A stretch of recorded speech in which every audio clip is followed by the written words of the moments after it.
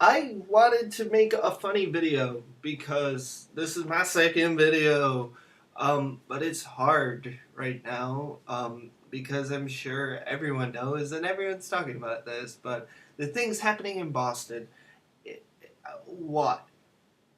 Um, it's weird because based on our vantage point as being privileged to live in the United States, where in at least most places you're not constantly threatened by things like this, um, it seems like the end of the world. It seems like the end of the world because everything suddenly seems like it's going wrong. You have Boston, some senator almost got poisoned. The horrible video of people getting exploded in fertilizer in Texas that blew my mind. It's probably the most terrifying thing I have ever seen. So from our vantage point, it seems like it's the end of the world, which is kind of like, because in other places in the world this is sadly very common. And we often forget about that so frequently, especially the fact that in some parts of the world, um, we're the ones blowing people up. And it kind of sadly takes a wake up call of having it close to home um, to realize it. Really scared right now, and I really should call people. I have one friend. He's currently in the lockdown zone, um, and I really should call him because I was talking to him earlier, and he seemed okay, but every once in a while we wouldn't hear anything because it was a group call. And then I have friends who I've yet to talk to.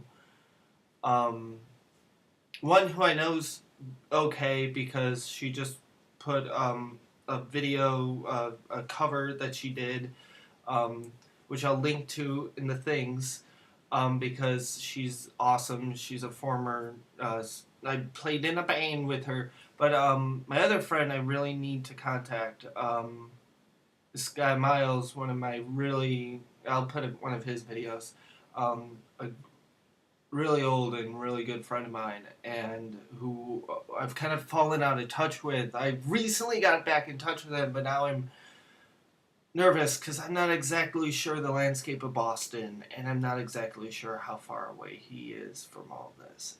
I've never known anyone in around a situation like this,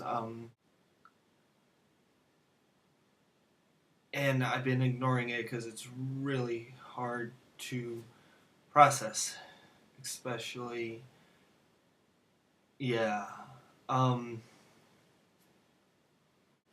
my thoughts and my good intentions and thoughts and all that go out to anyone involved, all victims, anyone currently injured, my friends, everyone who lives in the area, anyone whose houses are being searched, and the families of the um,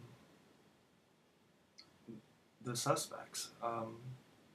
This can't be easy, and I have do not envy their position, and I wish them the best. And I also, my thoughts, sadly, also, and I'll end this here, but have to go out to anyone who looks vaguely like they're from the Middle East right now, um, or are from the Middle East, because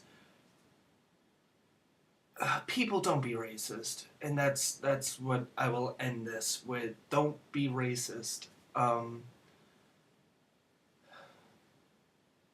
It's a lot to process. I've spent the last 3 months worrying about a lot of little petty things that seemed huge and were at the time in my life, but at some point will just be petty things. And something that's a real tragedy, it's hard to process. Um, I think there's a reason why we tend to forget. Because it's hard to constantly think about the fact that horrible things are happening to good people out in the world. But if we forget about it, we leave the good people alone and frightened and without help. So, as hard as it is, keep everyone who is affected by anything horrible in your thoughts. Yeah.